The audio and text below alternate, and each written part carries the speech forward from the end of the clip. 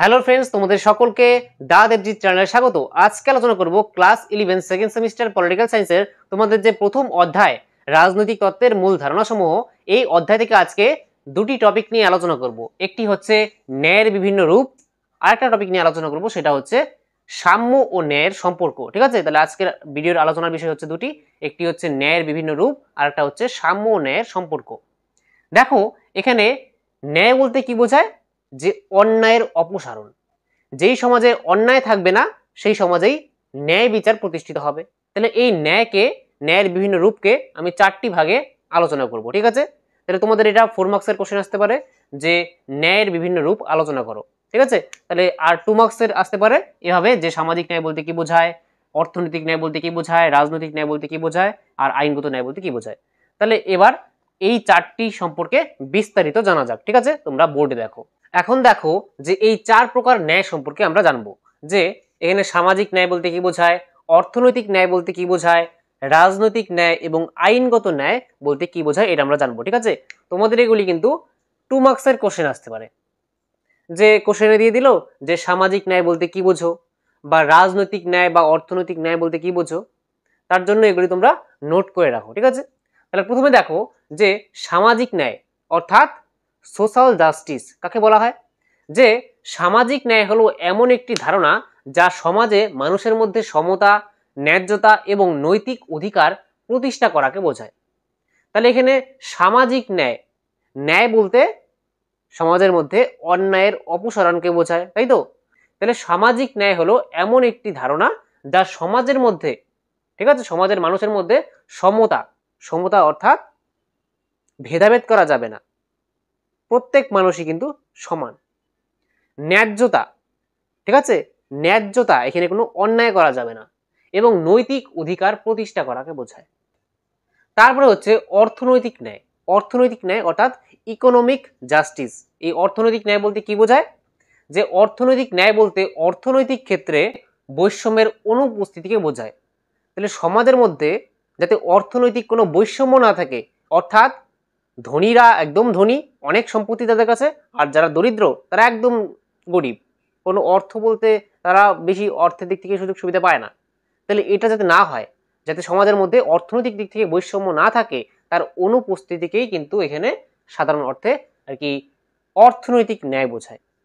যে উৎপাদন ও বন্টনের স্বাধীনতা, মুনাফা অর্জন ও পণ্য ক্রয় বিক্রয়ের স্বাধীনতা, পর্যাপ্ত বেতন কিংবা মূল্য পাওয়ার অধিকার ইত্যাদির ন্যায়সঙ্গত অবস্থা ও অধিকার সংরক্ষণ হলো অর্থনৈতিক ন্যায়। যেখানে উৎপাদন ও বন্টনের স্বাধীনতা, যে কোনো উৎপাদন ব্যবস্থা সমাজের মধ্যে বিভিন্ন দ্রব্য মানুষ ফসল উৎপাদন করে, কোনো কারখানার মধ্যে কোনো জিনিস উৎপাদিত হয়, সেই যে উৎপাদন এবং বন্টনের যে স্বাধীনতা সেটা থাকবে প্রত্যেক মানুষের।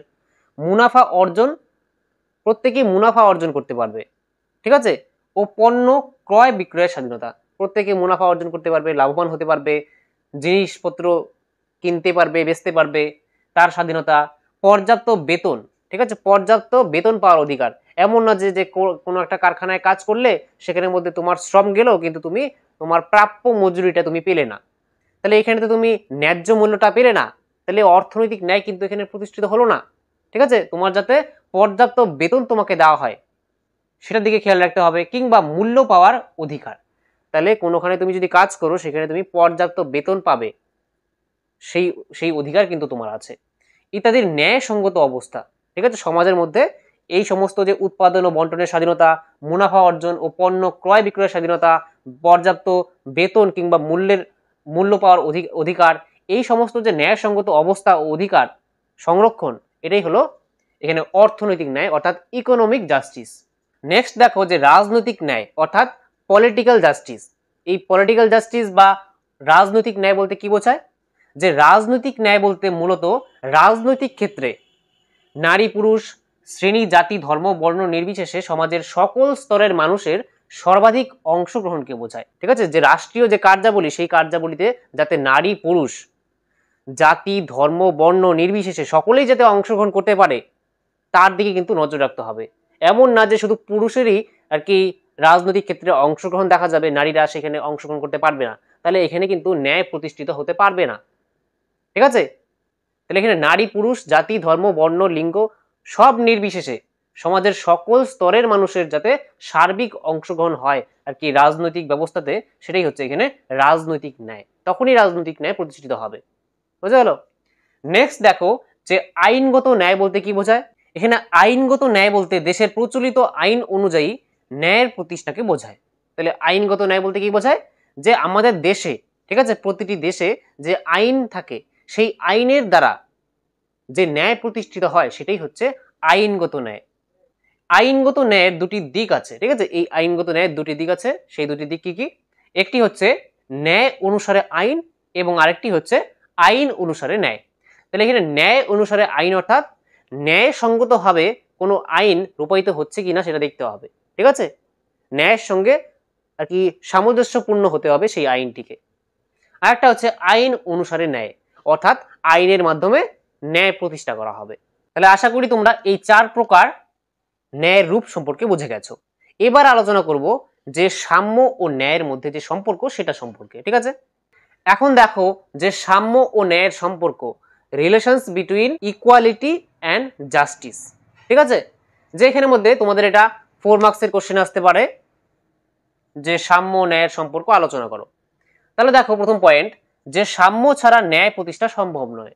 দেখো আমাদের যে মতামত প্রকাশের অধিকার, আমাদের যে বাক স্বাধীনতা আছে, তাহলে এই যে স্বাধীনতার অধিকার, এর দ্বারা কি প্রতিষ্ঠিত হয়? এর দ্বারা রাজনৈতিক ন্যায় প্রতিষ্ঠিত হয়। আর তাছাড়া যে আইনের দৃষ্টিতে সাম্য, অর্থাৎ আইনের দৃষ্টিতে সকলেই সমান এবং আইনের দ্বারা সকলেই কিন্তু একইভাবে সংরক্ষিত। আর যে নিরপেক্ষ বিচার ব্যবস্থা আছে, তাহলে এগুলি কি? এগুলি হচ্ছে সাম্যের এক একটি নীতি। তাহলে এই সাম্যের নীতির দ্বারাই কিন্তু ন্যায় প্রতিষ্ঠিত হচ্ছে। যদি নিরপেক্ষ বিচার ব্যবস্থা না থাকে কোনো দেশে, তাহলে কিন্তু সেই দেশের জনগণ কোনোভাবেই ন্যায় বিচার পাবে না।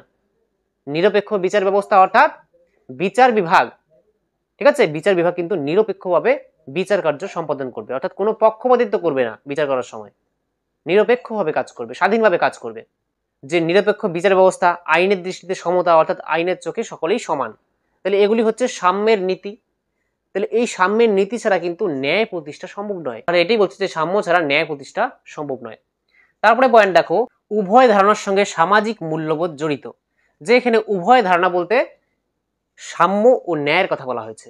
যে সাম্য ও ন্যায় এই দুটি ধারণাই কিন্তু সামাজিক মূল্যবোধের সঙ্গে জড়িত। কিভাবে? যে সমাজের মূল্যবোধ কিন্তু আস্তে আস্তে পরিবর্তন হচ্ছে। যে আগে কিন্তু যে দাস ব্যবস্থা ছিল, দাস প্রথা, সেটা কিন্তু বর্তমানে কিন্তু আর কি ন্যায় বিরোধী এবং সাম্যের বিরোধী। বর্তমানে কিন্তু সেটা ন্যায়সঙ্গতভাবে মানা হয় না, কিন্তু আগে সেটাকে মানা হতো। তাহলে তখন সামাজিক মূল্যবোধ আলাদা ছিল, বর্তমানে আলাদা, ঠিক আছে, এটাই বলছে। তারপর হচ্ছে সাম্য ও ন্যায়ের মধ্যে সমন্বয় সাধন। যে সাম্য কি? সাম্য হচ্ছে সকলকে সমান সুযোগ সুবিধা দেওয়া। আর ন্যায় কি? ন্যায় হচ্ছে অন্যায়ের অপসারণ। তাহলে এই দুয়ের মধ্যে সমন্বয় সাধন, অর্থাৎ আমাদের দেশের মধ্যে দেখবে যারা নারী বা যারা এসসি এসটি ওবিসি, অর্থাৎ তপশিলি জাতি, তপশিলি উপজাতি এবং অনগ্রসর যে শ্রেণী আছে, তাদেরকে একটু অধিক সুযোগ সুবিধা দেওয়া হয়। ভারতের সংবিধানে তাদের জন্য একটু আলাদা সুযোগ সুবিধা, অর্থাৎ বিশেষ সুযোগ সুবিধা দেওয়া হয়। তাহলে এই যে বিশেষ সুযোগ সুবিধা দেওয়া হয়, ঠিক আছে, তাহলে এই বিশেষ সুযোগ সুবিধা দেওয়ার ফলে কি হয়? যে সাম্য বলতে সবাইকে সমান সুযোগ সুবিধা দেওয়াকে বোঝায়, কিন্তু এখানে তো কিছু লোককে বিশেষ সুযোগ সুবিধা দেওয়া হচ্ছে। তাহলে এর দ্বারা কিন্তু সাম্যের নীতি আর কি কমজোরি হয়ে যায় না, আরো শক্তিশালী হয়। যে সমাজের এমন কিছু মানুষ আছে যারা অন্যদের তুলনায় শিক্ষাগত দিক থেকে, সামাজিক অর্থনৈতিক দিক থেকে পিছিয়ে আছে, তাদেরকে একই স্তরে আনার জন্য কিন্তু এই সুযোগ সুবিধা দেওয়া হয়। এই সাম্য ও ন্যায় যে আছে, এর সমন্বয় সাধনের জন্যই কিন্তু আর কি একটা গণতান্ত্রিক দেশ আরো শক্তিশালী হয়ে ওঠে, অর্থাৎ সুদৃঢ় হয়ে ওঠে। বোঝা গেল? তাহলে তোমাদের ক্লাসটি কেমন লাগলো তোমরা অবশ্যই কমেন্ট বক্সে আমাকে জানাও। আর ভিডিওটি যদি ভালো লেগে থাকে তাহলে অবশ্যই একটি লাইক করো। আর যারা চ্যানেলে নতুন তোমরা অবশ্যই চ্যানেলটি সাবস্ক্রাইব করে রাখো, ঠিক আছে? তাহলে দেখা হচ্ছে পরের ক্লাসে, ততক্ষণের জন্য বাই।